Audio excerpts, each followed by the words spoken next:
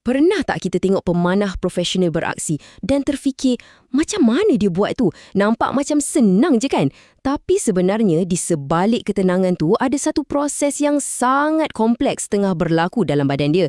Ia macam satu simfoni antara tulang, otot dan saraf. Jom, dalam kupasan kali ini kita bedah siasat sains di sebalik satu tembakan yang sempurna. Jadi, apa sebenarnya rahsia di sebalik tembakan yang konsisten dan tepat tu?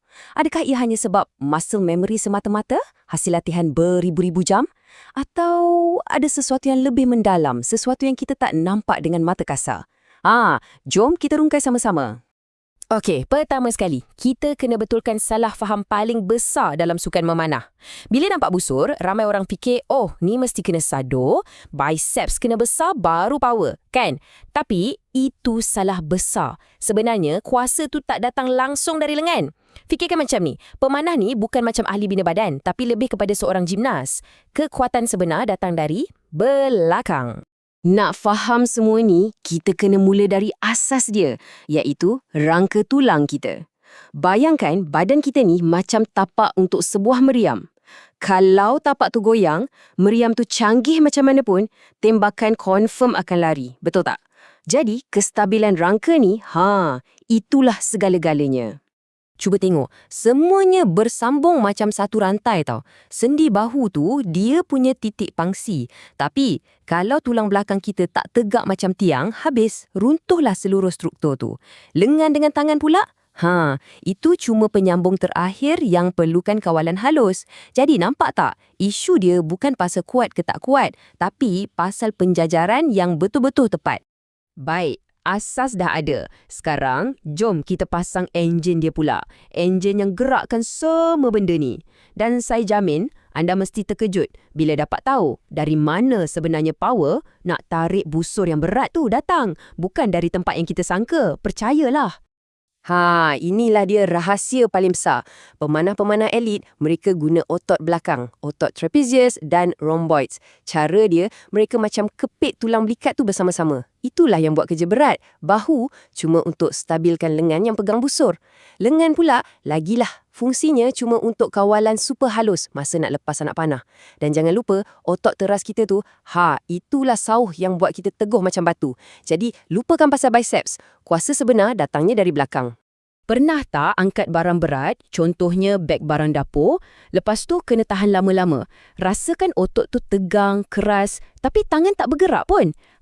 Itulah yang kita panggil kontraksi isometrik. Dalam memanah, benda ni bukan main-main tau. Ia adalah satu skill yang sangat penting.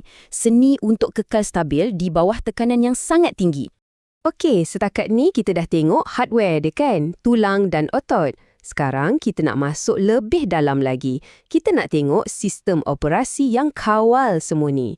Sistem saraf dan sistem tenaga yang kita tak nampak dengan mata. Kat sinilah pertempuran sebenar untuk dapatkan ketepatan tu berlaku. Pertempuran dalam minda dan badan. Yang ni agak menarik sebenarnya, ia macam satu paradoks.